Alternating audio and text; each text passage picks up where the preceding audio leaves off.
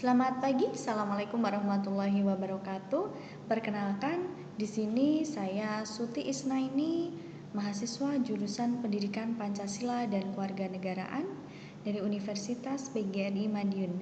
Pada kali ini saya akan mempresentasikan mengenai bisnis kolektif yang merupakan tugas dari mata kuliah Social Entrepreneurship. Ya, seperti yang sudah kita ketahui bahwa bisnis kolektif atau kolektif bisnis di sini adalah, kita lihat di sini bagaimana sebuah bisnis, ya kita lihat di sini bisnis kolektif atau kolektif bisnis. Nah, kolektif bisnis di sini adalah sebuah organisasi atau asosiasi bisnis yang pada umumnya dibentuk oleh sejumlah pedagang. Ya, di sini ada beberapa lembaga yang menaungi dalam sosial bisnis ini. Nah, sosial bisnis ini bisa terbentuk karena adanya keinginan bersama. Apa saja yang bisa membentuknya di sini adalah sejumlah besar bisnis, pedagang atau profesional di bidang yang sama atau berkaitan yang menyatukan sumber daya bersama-sama, berbagai informasi atau menyediakan layanan lain bagi anggotanya. Anggotanya di sini adalah anggota yang masuk pada sosial bisnis tadi. Ya. Selanjutnya, dalam sistem bisnis kolektif seperti asosiasi perdagangan, koperasi, dan waralaba diciptakan untuk memungkinkan kelompok usaha yang dimiliki secara independen. Nah, artinya apa? Artinya di sini dapat berdiri sendiri dengan kepentingan umum untuk sukses bersaing di pasar. Nah, dengan adanya bisnis kolektif ini, maka beban yang dirasakan oleh seorang wirausaha yang di situ wirausaha tersebut mandiri, maka akan merasa ringan karena melakukan sebuah bisnis kolektif. Selanjutnya di sini, asosiasi ini menjadi wadah kreativitas dalam usaha untuk membangun jaringan perdagangan para pengusaha dan mendukung usaha melalui pengembangan jaringan perdagangan. Nah, asosiasi ini juga menciptakan efisiensi, artinya menghemat modal, biaya yang dirasa apabila tanpa adanya bisnis kolektif, maka itu merasa berat. Seorang wirausaha akan merasa berat pada saat melakukan bisnis sendiri, apalagi pada saat seorang wirausaha tersebut akan mencari bagaimana target pasar, bagaimana sistem pemasaran. Nah, itu akan terasa sulit. Makanya seorang wirausaha, baik di sini pedagang, koperasi dan sebagainya, di sini akan melakukan sebuah bisnis kolektif yang di situ akan meringankan dan memudahkan dalam strategi pemasaran. Selanjutnya, saat ini dan di masa mendatang, keterbatasan yang melekat pada usaha tradisional membuat terciptanya sistem bisnis kolektif. Nah, kita tahu apalagi di Indonesia.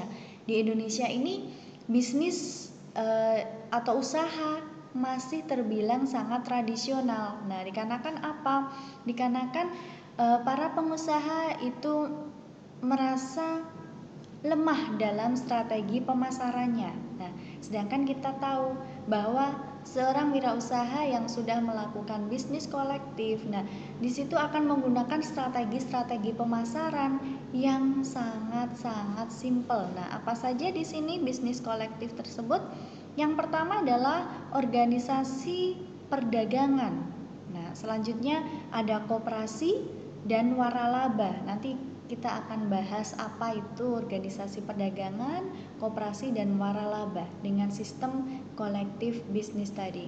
Selanjutnya, waralaba dan koperasi serta organisasi perdagangan yang memungkinkan mereka jauh lebih efektif daripada mereka dulu dalam memajukan kepentingan bisnis dari konstituennya. Nah, sekarang dilihat. Berikut ini adalah sinopsis singkat dari sistem-sistem bisnis tradisional kolektif. Yang pertama adalah asosiasi perdagangan. Merupakan di sini sebuah asosiasi perdagangan non-profit di mana anggotanya adalah perusahaan atau individu yang terlibat dalam bisnis umum. Selanjutnya, asosiasi perdagangan umumnya menawarkan anggotanya program pendidikan, kesempatan untuk berkumpul di pertemuan untuk membahas masalah umum dan materi pemasaran. Nah, di sini yang kita utamakan di sini dan materi pemasaran yang dirancang untuk dicantumkan oleh setiap anggota dengan informasi yang relevan. Kita ambil contoh saja bahwa asosiasi perdagangan di sini juga menawarkan program kelompok pembelian elektif. Nah, maksudnya adalah di sini dalam kelompok asosiasi bisnis ini mereka saling join, artinya bekerja sama dalam hal jual beli produk. Mereka akan saling mengisi, membantu bagaimana produk tersebut akan sampai ke tangan konsumen. Sedangkan yang dirasa pengusaha yang satunya misalkan mengalami kelemahan atau kekurangan dalam hal modal, maka nanti akan bisa diantisipasi apabila melakukan bisnis kolektif. Selanjutnya, untuk mempertahankan usaha, asosiasi perdagangan umumnya menerima biaya inisiasi dan atau biaya keanggotaan tahunan secara kolektif atau iuran dari anggotanya dan dapat mengumpulkan rabat atau komisi dari pemasok rencana. Nah, itu enaknya bisnis kolektif. Nah, artinya apa? Bisnis kolektif ini bisa diikuti oleh semua orang yang membuka usaha. Dengan begitu mereka akan merasa ringan bagaimana usaha tersebut bisa berjalan terus. Yang kita tahu bahwa rata-rata di Indonesia banyak sekali usaha yang berbasis tradisional. Nah, apa saja nanti kita akan bahas. Contoh saja di Indonesia banyak wirausaha yang bermodalkan kecil, sedangkan pangsa pasar di sini sangat membutuhkan. Contohnya saja di Ngawi, banyak sekali industri kecil seperti industri keripik tempe atau sebagainya, yang di situ mereka lemah dalam pemasaran.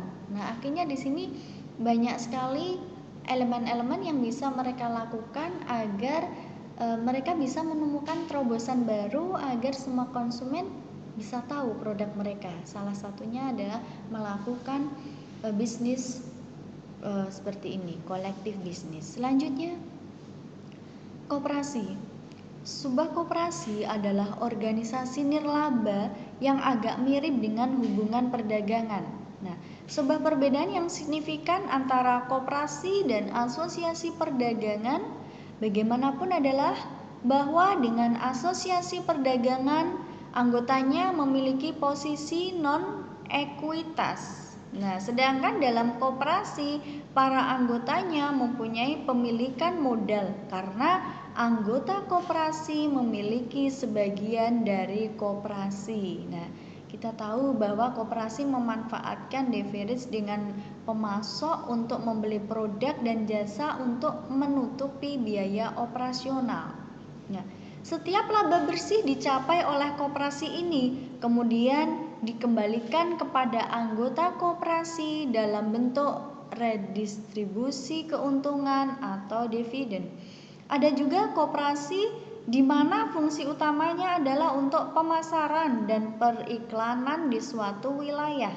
Misalkan di sini ada dealer mobil baru dan waralaba makanan cepat saji, biasanya membentuk koperasi pemasaran dan iklan. Nah, di sini fungsi koperasi ini sangat menunjang sekali untuk para wirausaha atau para pengusaha di sini yang mengalami kesulitan pemasaran dan iklan. Koperasi di sini akan membantu bagaimana seorang wirausaha itu tidak mengalami kesulitan biaya.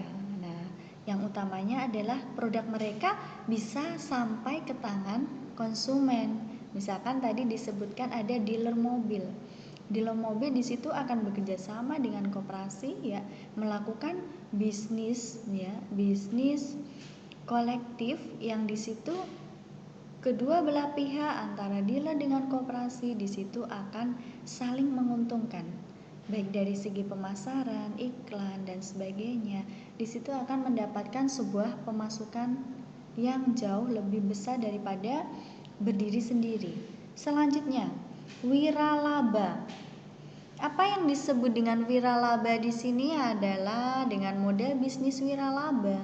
Ini menggunakan kesuksesan model bisnis dari perusahaan lain yang telah sukses. Nah, kita tahu bahwa contoh waralaba yang ada di Indonesia itu banyak sekali. Mulai dari KFC, McDonald. Nah, di situ semuanya menggunakan sistem waralaba. Nggak usah jauh-jauh, yang ada di semua kota pasti ada, yaitu Indomaret, Alfamart. Nah, di situ juga menggunakan sistem waralaba. Bagaimana sistemnya? Nah, di sini kita dapat dilihat. Dalam hal ini kesuksesan pemilik waralaba menjadi kesuksesan juga bagi sang pewaralaba. Artinya apa? Saling menguntungkan. Di saat pemilik atau pemilik waralaba tersebut sudah mendirikan usaha, bisa membuka cabang di mana-mana, yang mana pengelolanya adalah sang pewaralaba. Nah, mereka akan saling bekerja sama. Nah, kita tahu bahwa di Indonesia sendiri ada seorang wirausaha sukses di bidang kuliner, sebut saja ayam bakar Wong Solo. Nah, walaupun di situ tidak melakukan waralaba, tetapi kita dapat melihat apabila usaha tersebut sangat berkembang pesat. Nah, beliaunya melihat dari apa? Dari sistem waralaba yang pernah ada. Nah, akhirnya menginspirasi beliau untuk membuat sebuah ide membuka cabang di setiap provinsi. Nah, itu salah satunya. Selanjutnya, para karyawan biasanya diwajibkan mengenakan seragam dan berpakaian yang ditetapkan oleh franchisor. Nah, kita tahu contohnya saja antara KFC di Ngawi dengan di Madiun. Di Ngawi ada nggak ya? Dulu ada, sekarang nggak ada ya. Nah, misalkan di Madiun dengan Jogja, Malang, kita misalkan saja mampir pada saat kita pergi ke kota Surabaya. Di situ sama antara karyawan yang ada di KFC sini, Madiun dengan yang di Surabaya, seragamnya adalah sama. Dikarenakan apa? Mereka harus mengikuti aturan yang ada pada pemilik waralaba. Jadi mulai dari penataan ruangan, semuanya sudah diatur oleh pemilik waralaba. Jadi yang di sini pewaralabanya yaitu tinggal mengikuti aturan yang ada, mengambil keuntungan berapa persen dari pemilik waralaba. Sekarang selanjutnya, waralaba dapat ditawarkan oleh franchisor secara teritorial tanpa melanggar undang-undang antitrust. Nah, di sini sudah jelas bahwa waralaba itu dibolehkan ya. Karena apa? Saling menguntungkan. Selanjutnya, biasanya franchise memiliki aset real non real dari waralaba. Umumnya ada biaya besar yang dibayarkan oleh franchise untuk hak istimewa menjadi franchisee. Nah, di sini kita pun bisa selama kita mau berusaha, ya kan? Nah, bahwa bisnis kolektif itu sebenarnya sangat memudahkan bagi seorang wirausaha.